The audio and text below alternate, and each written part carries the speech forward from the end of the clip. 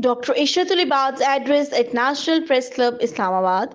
Former Governor of Sindh Dr. Ishratul Ibad Khan, addressing an event held under the banner of Mery, Pehchan, Pakistan at the National Press Club, Islamabad, said that this is not just a ceremony but an expression of national resolve. He stated, "We stand with our homeland, our armed forces, and our identity."